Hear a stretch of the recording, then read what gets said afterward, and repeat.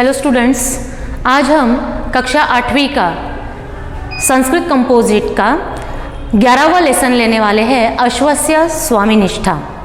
अश्वस्य स्वामिनिष्ठा, सबसे पहले इसका अर्थ क्या है? अश्व यानी घोड़ा, अश्व यानी घोड़ा, घोड़े की स्वामिनिष्ठा, घोड़े की स्वामिनिष्ठा। आपको पता ही है कि जैसे बहुत सारे ऐसे पालतू प्राणी जो होते हैं उनमें बहुत इंसानियत होती है। मनुष्य में जितनी इंसानियत होती है ना, उससे कहीं ज़्यादा प्राणियों में रहती है। जैसे ये एक कहानी है महाराणा प्रताप के घोड़े की। आप लोगों ने सुना ही है कि राजस्थान राज्य के मेवाड़ प्रदेश के जो बड़े श्रेष्ठ राजा जो थे महाराणा प्रताप, इनके घोड़े का नाम क्या था? चेतक। उनकी ही एक कहानी है, छोटा सा प्रसंग दिया हुआ है कि किस तरह से उनका जो चेतक नामक जो घोड़ा है, किस तरह से उसने अपने स्वामी के प्राणों की रक्षा की, किस तरह से उनको सुरक्षित जगह पर लेकर गए।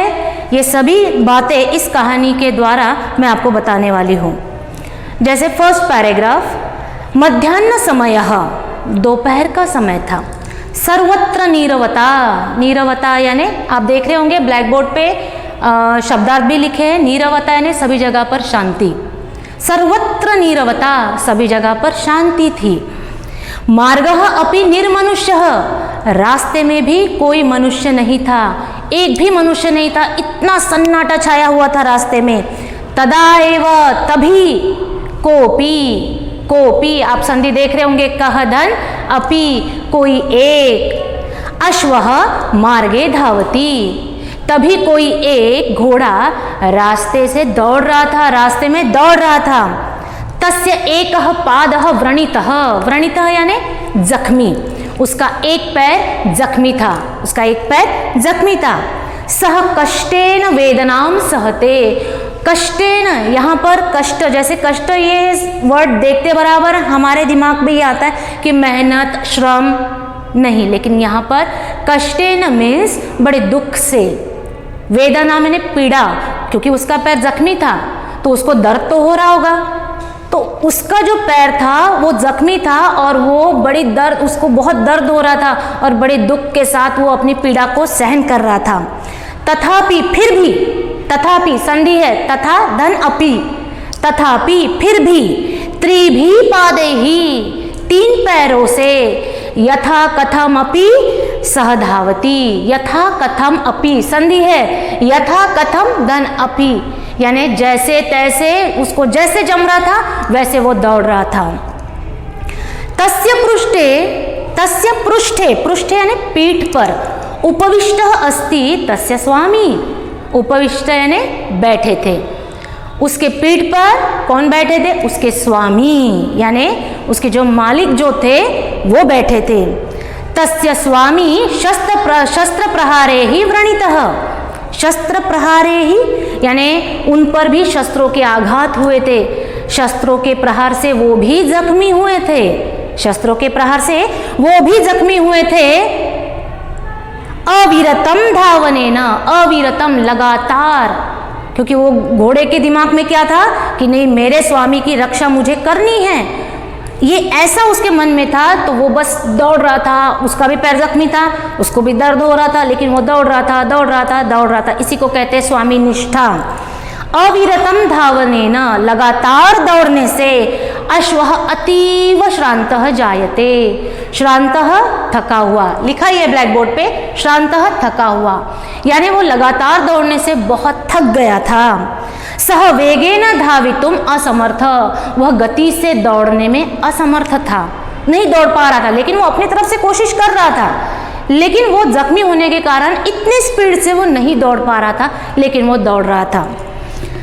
परम नैव विरमति सह, नैव न धन एव, लेकिन फिर भी वो रुका नहीं कहीं पर, रास्ते में कहीं पर भी नहीं रुका। अधुना ग्राम समीपे एव, अधुना यानी अब, ग्रामः गांव, समीपे एव नजदीकी, अब गांव नजदीकी है, क्योंकि उसको अपने स्वामी को गांव लेकर जाना था, यानी इसीलिए उसने कहा कि अब तो गांव नजदीक है, थोड़े से उसमें राहत आ गई। तत्र स्वामीनम नयामि च संरक्षामि, उसने सोचा कि तत्र, वहाँ, स्वामी नयामी, वहाँ पर मैं स्वामी को लेकर जाऊँगा, च और सरक्षामी, और उनकी रक्षा करूँगा, ऐसे उसके मन में चल रहा था।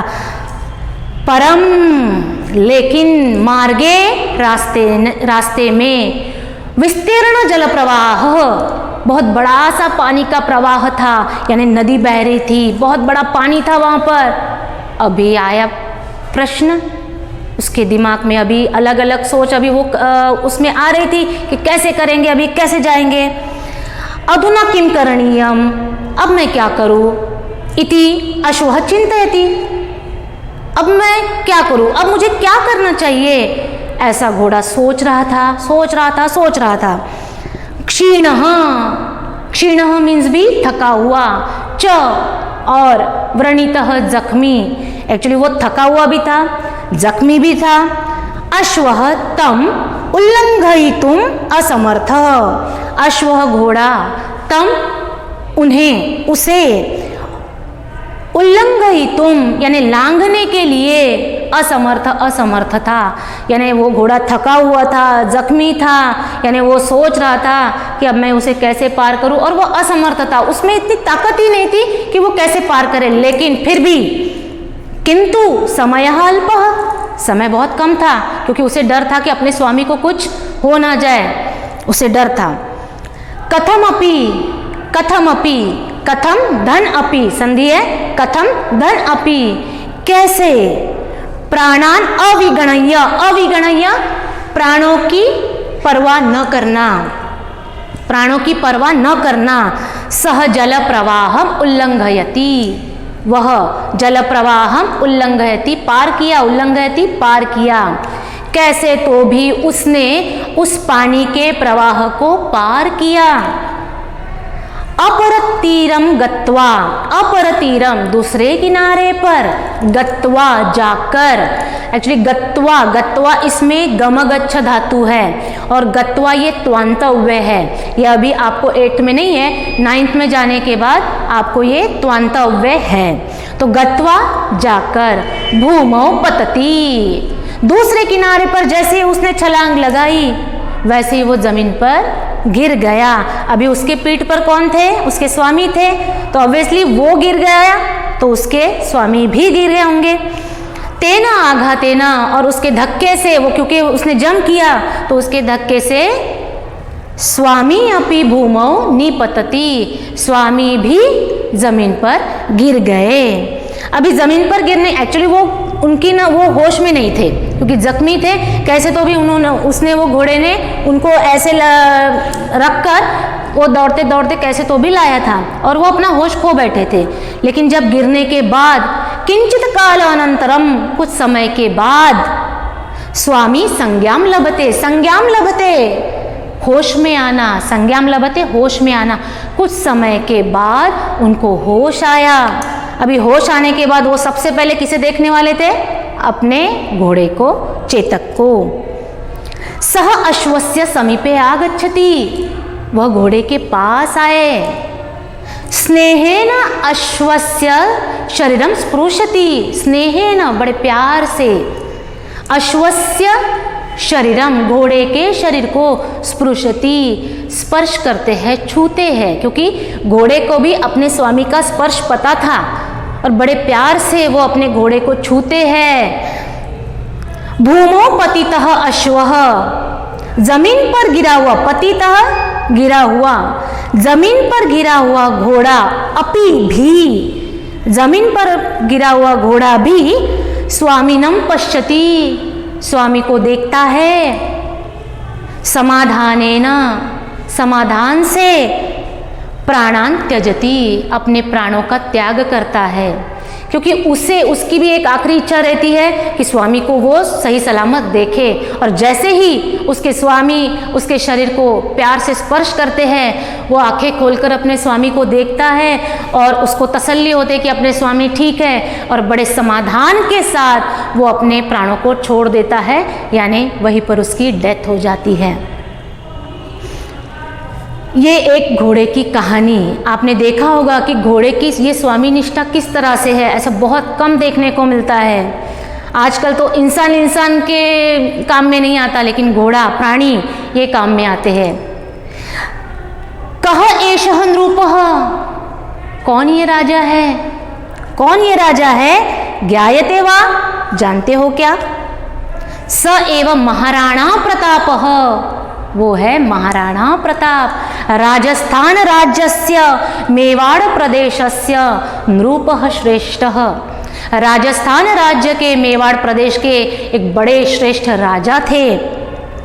कह एषः स्वामी भक्तः अश्वः, ये जो स्वामी भक्त अश्व है, ये स्वामी भक्त घोड़ा है, कौन था? क्या नाम था इसका? एषः चेतक नाम अश्वः, इसका नाम था चेतक, ये एक चेतक नाम का घोड़ा था। अश्वेषु आदर्शभूतः सः, यानी सभी घोड़ों में ये एक आदर्श घोड़ा था, ऐसी उसकी प्रसिद्धि थी। तस्य स्मृत्यर्थ, उसके याद के लिए, स्मृत्यर्थ याद के लिए, निर्मितम समाधि स्थलम मेवाड़ प्रांते विराजते, आज भी यानी उसके स्मृति के लिए, उसकी याद रहे इसके लिए मेवाड़ प्रांत में उसकी समाधि बनाई गई है। आज भी वो समाधि वहाँ पर है। इस तरह से ये जो स्वामी यानी महाराणा प्रताप और उनकी घोड़ा, इनके दोनों में जो आपस में प्यार था, जो प्रेम था, ये हमें आज इस कहानी से देखने को मिला है। धन्य स्वामी महाराणा प्रतापः, धन्य च स्वामी भक्तः, अश्वः चेतकः, धन्य है वो राजा महाराणा प्रताप और धन्य है वो स्वामी भक्त घोड़ा चेतक। इस तरह से ये हमारी एक कहानी कंप्लीट हुई। इसके जो संधि है वो ऑलरेडी है, कोपि, कह धनपि, तथापि, तथा धनपि, यथा कथमपि, यथा कथम धनपि। सेकंड पैराग्राफ में संधि आई है, नैव न धन एव, कथमपि, कथम धनपि, किंचित काल अनंतरम, किंचित धन काल धन अनंतरम। जो कठिन शब्दार्थ है वो ऑलरेडी लिखे हैं, नीरवता, शांति, श्रांतः और क्षीणः, इन दोनों का मीनिंग एक ही है, थका हुआ। विस्तीर्ण, बड़ा। मार्गे, रास्ते में। गत्वा, जाकर, जो कि है त्वंत अव्यय। आगे आपको बहुत सारे त्वंत, ल्यबंत, तुमंत अव्यय सीखने को मिलेंगे। अविगणय्य, परवाह न करना। और संज्ञाम लभते यानी होश में आना। Thank you.